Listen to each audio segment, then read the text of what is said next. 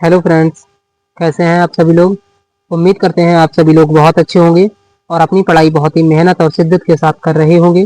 तो फ्रेंड्स, आज हम अपनी साइंस की सीरीज में टॉपिक लाए हैं और इस टॉपिक में जो रहने वाले हैं, फिजिक्स का जो टॉपिक रहने वाला है वो है प्रकाश, यानी जिसे हम लाइट कहते हैं। ठीक है। केमिस्ट्री का जो टॉपिक रहने वाला है वो ऑर्गेनिक केमिस्ट्री रहेगा, यानी कि जिसे हम कार्बनिक केमिस्ट्री कहते हैं, कार्बनिक रसायन कहते हैं। ठीक है। और बायोलॉजी में जो टॉपिक रहने वाला है वो है पाचन तंत्र। ठीक है। तो आज हम इन टॉपिक से रिलेटेड क्वेश्चन करने वाले हैं और आपको पता है कि हर सब्जेक्ट से, हर टॉपिक से लगभग हम 45 PYQ क्वेश्चन लेकर आते हैं। तो हमारे फिजिक्स के 15 क्वेश्चन रहेंगे, केमिस्ट्री के 15 क्वेश्चन रहेंगे और बायोलॉजी के 15 क्वेश्चन रहने वाले हैं। ठीक है। और गाइस, ये क्लास जो है हमारी, ये फुल्ली डेडिकेटेड है railway group D 9th 10th किसी भी रेलवे के एग्जाम्स के लिए। ठीक है। तो आप अगर क्लास 9th में हैं, 10th में हैं, या आप किसी रेलवे की तैयारी कर रहे हैं, ग्रुप डी की तैयारी कर रहे हैं, तो आप हमारी क्लास से बेहतरीन तरीके से रिवीजन कर सकते हैं। और हमारी क्लास से रिवीजन करने के लिए आप हमारे साथ जुड़ जाइए और हमारे चैनल को सब्सक्राइब कर लीजिए। ठीक है। और अगर क्लास हमारी पसंद आती है तो क्लास को लाइक कर लेना और शेयर कर देना। ठीक है। तो चलिए गाइस, क्लास को स्टार्ट करते हैं देरी ना करते हुए। तो आज सबसे पहले हमारा टॉपिक रहने वाला है फिजिक्स का। फिजिक्स में हमारा टॉपिक है प्रकाश, यानी जिसे हम लाइट कहते हैं। ठीक है। गाइस, हमारे चैनल को सब्सक्राइब कर लीजिए। हमारे चैनल का नाम है SK पॉइंट अकेडमी। ठीक है। इसे सपोर्ट कीजिए। चलिए आगे बढ़ते हैं, आज का अगला क्वेश्चन देखते हैं। आज का जो पहला क्वेश्चन है वो है प्रकाश की गति शून्य में लगभग कितनी होती है। शून्य मतलब निर्वात, यानी प्रकाश की जो चाल है वो निर्वात में कितनी होती है। जिस क्वेश्चन का आंसर आपको पता हो उस क्वेश्चन का आंसर आप कमेंट बॉक्स में जरूर करें। ठीक है। तो आपको बता दें गाइस, जो प्रकाश की गति होती है वो निर्वात में 3 × 10⁸ मीटर प्रति सेकंड होती है। Option number B. ठीक है। आगे बढ़ते हैं गाइस, हम इस क्लास में रैपिड फायर रिवीजन करते हैं, यानी कम समय में ज़्यादा से ज़्यादा कंटेंट देने की कोशिश करते हैं। इसीलिए आपको हम कम समय में समझाने की कोशिश ज़्यादा नहीं करते हैं, आपका केवल रिवीजन करवाते हैं इसमें। ठीक है। अगर आपको सही से टॉपिक वाइज और सिलेबस थ्योरी पढ़ना है तो आप कमेंट में बता दीजिए कि आपको थ्योरी भी पढ़ना है, तो थ्योरी की हम क्लास ले आएंगे। ठीक है। चलिए, तो आज का दूसरा क्वेश्चन है दर्पण में बनने वाली प्रतिमा कैसी होती है, यानी कि जो दर्पण में प्रतिबिंब बनता है वो कैसा होता है। तो आपको बता दें, दर्पण में जो प्रतिबिंब बनता है वो हमेशा आभासी होता है। ठीक है। तो ऑप्शन नंबर बी। अगला क्वेश्चन है कि सूर्य और चंद्रमा के ग्रहण का कारण क्या होते हैं, यानी कि सूर्य और चंद्रमा में जो ग्रहण लगते हैं उसका कारण क्या होता है। तो उसका कारण होता है कि प्रकाश जो है सीधी रेखा में गति करता है, इसीलिए सूर्य और चंद्रमा के बीच में ग्रहण लगता है। ठीक है। आगे बढ़ते हैं, अगला क्वेश्चन है कि अपवर्तन का नियम किसने दिया था। तो आपको बता दें, जो अपवर्तन का नियम है ये हमारा स्नेल साहब ने दिया था। Option number C. क्योंकि आपने फॉर्मूला पढ़ा होगा क्लास 9th 10th में कि sine I upon sine R बराबर N। ठीक है। अपवर्तनांक कांस्टेंट जिसे हम कहते हैं, तो sine I upon sine R बराबर N होता है, नहीं होता है। तो यही किसने दिया था, स्नेल साहब ने दिया था। इसी को हम स्नेल का नियम कहते हैं।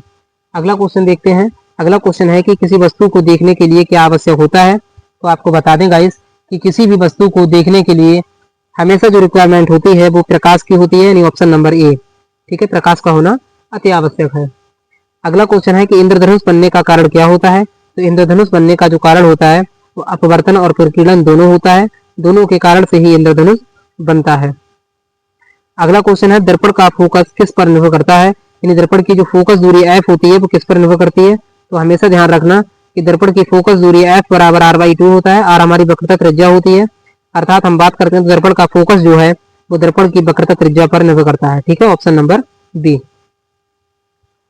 अगला क्वेश्चन देख लेते हैं। अगला क्वेश्चन है कि अवतल दर्पण का उपयोग किसमें होता है। तो आपको बता दें, जो अवतल दर्पण है इसका जो उपयोग है वो गाड़ी के हेडलाइट, डॉक्टर के रिफ्लेक्टर और सेविंग मिरर, इन सभी में किया जाता है।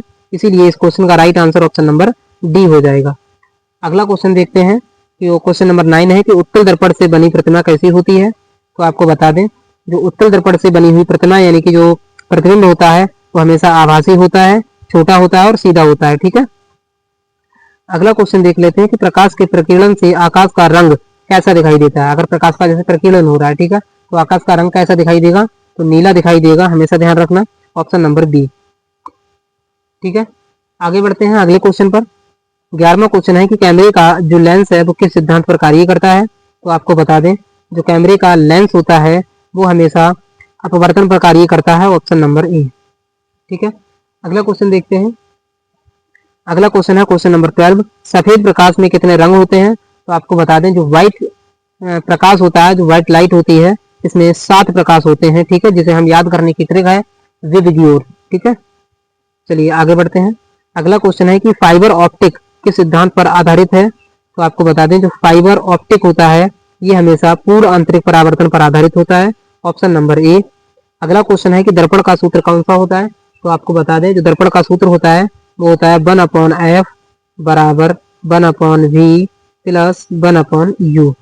ठीक है, ये हमारा दर्पण का सूत्र होता है। इस क्वेश्चन का राइट आंसर हो जाएगा ऑप्शन नंबर ए। अगला क्वेश्चन है क्वेश्चन नंबर 15। आंख का कौन सा भाग कैमरे के लेंस जैसा कार्य करता है। तो लेंस होगा, ऑप्शन नंबर डी। ठीक है, तो गाइस इस तरीके से हमने फिजिक्स के 15 क्वेश्चन कंप्लीट कर लिए हैं। अब हम बढ़ते हैं केमिस्ट्री पर। केमिस्ट्री का टॉपिक है ऑर्गेनिक केमिस्ट्री, और इससे संबंधित हम टॉप 15 प्रश्न करने वाले हैं। तो गाइस अगर क्लास आपको पसंद आ रही हो तो चैनल को सब्सक्राइब कर लीजिए। ठीक है, और क्लास को लाइक कर दीजिए। चलिए तो केमिस्ट्री के क्वेश्चन पर बढ़ते हैं। केमिस्ट्री का क्वेश्चन नंबर 1 है कि कार्बन के कितने संयोजक इलेक्ट्रॉन होते हैं। तो आपको बता दें गाइस, जो कार्बन होता है, कार्बन को हम सी से डिनोट करते हैं, और इसका जो परमाणु क्रमांक होता है वो C6 होता है, यानी कि 6 होता है ओनली। ठीक है, अगर हम इसका इलेक्ट्रॉनिक विन्यास निकालें तो हमारा 2,4 होता है। ठीक है, तो अर्थात हम बात करें संयोजक इलेक्ट्रॉन की, तो आपको बता दें, जब किसी तत्व का हम इलेक्ट्रॉनिक विन्यास निकालते हैं और उसकी लास्ट कक्षा में जितने भी इलेक्ट्रॉन बचते हैं, ठीक है, उनको ही हम संयोजक इलेक्ट्रॉन कहते हैं। तो आपको बता दें, तो कार्बन के जो संयोजक इलेक्ट्रॉन है वो कितने हो जाएंगे, 4, क्योंकि कार्बन के जो लास्ट कक्षा में इलेक्ट्रॉन आ रहे हैं वो कितने आ रहे हैं, 4 आ रहे हैं। ठीक है, चलिए आगे बढ़ते हैं अगले क्वेश्चन पर।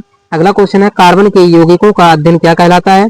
तो कार्बन के यौगिकों का जो अध्ययन है वो कार्बनिक रसायन कहलाता है, ऑप्शन नंबर बी। अगला क्वेश्चन है कि मीथेन का सूत्र क्या होता है। तो मीथेन का सूत्र जो होता है वो CH4 होता है, ऑप्शन नंबर ए। ठीक है, देखिए एक पर मेथ होता है, दो पर, देखो जहां पर भी एक कार्बन होता है वहां पर मेथ बोलेंगे, 2 कार्बन होंगे वहां पे एथ बोलेंगे, 3 कार्बन होंगे वहां पर प्रोप बोलेंगे, 4 कार्बन होंगे वहां पर ब्यूट बोलेंगे, और 5 कार्बन होंगे वहां पर पेंट बोलेंगे, और 6 कार्बन होंगे वहां पर हेक्स बोलेंगे। ठीक है, चलिए आगे बढ़ते हैं। अगला क्वेश्चन है कि एथेनॉल किस वर्ग का यौगिक है। तो एथेनॉल जो होता है हमारा, ये हमारा एल्कोहल वर्ग का यौगिक होता है। ठीक है, आगे बढ़ते हैं। बेंजीन का सूत्र क्या होता है। तो बेंजीन का सूत्र होता है C6H6। ठीक है, ऑप्शन नंबर ए।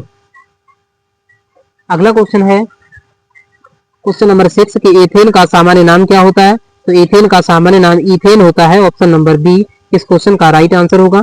अगला क्वेश्चन है इथेनॉल को पीने योग्य बनाने के लिए क्या मिलाया जाता है। यानी कि जब हम इथेनॉल को पीने योग्य बनाते हैं तो उसमें क्या मिला देते हैं। तो आपको बता दें, जब हम इथेनॉल को पीने योग्य बनाते हैं तो उसमें हम मेथेनॉल को मिला देते हैं, यानी ऑप्शन नंबर ए। अगला क्वेश्चन रहने वाला है साबुन बनता है किससे। साबुन किससे बनता है। तो आपको बता दें, जो साबुन है वो हमारा बसी अम्ल और क्षार से बनता है, यानी ऑप्शन नंबर ए इस क्वेश्चन का राइट आंसर होने वाला है। अगला क्वेश्चन है ग्लूकोज किसका उदाहरण है। तो ग्लूकोज जो होता है वो कार्बोहाइड्रेट का उदाहरण होता है। ठीक है, क्योंकि कार्बोहाइड्रेट का जो अंतिम उत्पाद होता है वो ग्लूकोज ही होता है। ठीक है,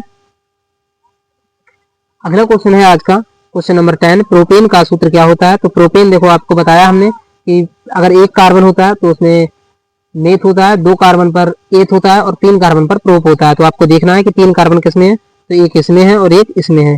ठीक है, लेकिन इस क्वेश्चन का राइट आंसर हो जाएगा ऑप्शन नंबर बी C3H8। अगला क्वेश्चन है कि एथीन का सूत्र क्या होता है। तो एथीन का जो सूत्र होता है वो होता है C2H4, यानी ऑप्शन नंबर बी। अगला क्वेश्चन है कि कार्बन यौगिकों में बंध का प्रकार क्या होता है। जो कार्बन के यौगिक होते हैं इनमें बंध कौन सा होता है। तो इनमें सह संयोजक बंध होता है, ऑप्शन नंबर बी। ठीक है, अगला क्वेश्चन देखते हैं कि एसिटिक अम्ल का रासायनिक सूत्र क्या होता है। एसिटिक अम्ल का रासायनिक सूत्र जो होता है वो CH3COOH होता है। एसिटिक अम्ल को ही हम सिरका बोलते हैं। ठीक है, अगला क्वेश्चन है कि कार्बन टेट्राक्लोराइड का सूत्र क्या होता है। तो कार्बन टेट्राक्लोराइड का जो सूत्र होता है वो CCl4 होता है, यानी ऑप्शन नंबर बी। अगला क्वेश्चन है कि साबुन के अणु का एक सिरा क्या होता है। तो साबुन के अणु का जो एक सिरा होता है वो जल प्रेमी भी होता है और जल विरोधी भी होता है, यानी ऑप्शन नंबर सी इस क्वेश्चन का राइट आंसर होगा। तो गाइस इस तरीके से हमने फिजिक्स और केमिस्ट्री के 15 क्वेश्चन कंप्लीट कर लिए हैं। अब हम बढ़ते हैं बायोलॉजी के 15 क्वेश्चन पर। ठीक है, तो बायोलॉजी का आज टॉपिक रहने वाला है पाचन तंत्र यानी डाइजेस्टिव सिस्टम। ठीक है, डाइजेस्टिव सिस्टम में हम 15 क्वेश्चन करने वाले हैं। तो चलिए स्टार्ट करते हैं देरी ना करते हुए। तो बायोलॉजी से संबंधित आज का पहला क्वेश्चन है कि पाचन की शुरुआत कहाँ से होती है। तो आपको बता दें जो पाचन की शुरुआत है वो मुख से ही शुरू हो जाती है, यानी ऑप्शन नंबर बी। ठीक है, अगला क्वेश्चन है कि लार में कौन सा एंजाइम पाया जाता है। लार में कौन सा एंजाइम पाया जाता है। तो लार में हमेशा ध्यान रखना कि एमाइलेज एंजाइम पाया जाता है, ऑप्शन नंबर बी। अगला क्वेश्चन है कि पेप्सिन एंजाइम किसके पाचन में सहायता करता है। तो पेप्सिन एंजाइम जो होता है वो हमेशा प्रोटीन के पाचन में सहायता करता है। ठीक है, अगला क्वेश्चन है कि वसा का पाचन कहाँ से होता है। तो वसा का जो पाचन होता है वो हमेशा कहाँ होगा, तो वो छोटी आंत में होता है वसा का पाचन। ठीक है, अगला क्वेश्चन है कि पित्त रस किस अंग से निकलता है। तो पित्त रस जो है हमेशा लीवर से निकलता है, यानी यकृत से। और अगर बात करें तो पित्त रस जो है वो स्टोर कहाँ होता है, यानी कि इकट्ठा कहाँ होता है, तो पित्ताशय में इकट्ठा होता है। ठीक है, आगे बढ़ते हैं अगले क्वेश्चन पर। पित्त रस कहाँ संग्रहित होता है। संग्रहित मतलब होता है स्टोर कहाँ होता है, तो पित्ताशय में, आपको बताया हमने, ऑप्शन नंबर बी। अगला क्वेश्चन है कि अग्नाशय कौन से रस का स्राव करता है, यानी जो अग्नाशय होता है ये कौन से रस का स्राव करता है। तो अग्नाशय जो होता है वो अग्नाशयी रस का निर्माण करता है, ऑप्शन नंबर सी। अगला क्वेश्चन है कार्बोहाइड्रेट का अंतिम उत्पाद क्या होता है। तो कार्बोहाइड्रेट का जो अंतिम उत्पाद होता है वो ग्लूकोज होता है, ऑप्शन नंबर ए। अगला क्वेश्चन है कि प्रोटीन का अंतिम उत्पाद क्या होता है। तो प्रोटीन का जो अंतिम उत्पाद होता है वो अमीनो अम्ल होता है, ऑप्शन नंबर ए। अगला क्वेश्चन है कि वसा का अंतिम उत्पाद क्या होता है। तो वसा युक्त अम्ल और ग्लिसरॉल ये हमारे वसा का अंतिम उत्पाद होता है। अगला क्वेश्चन है क्वेश्चन नंबर 11, मनुष्य की पाचन नली की लंबाई कितनी होती है।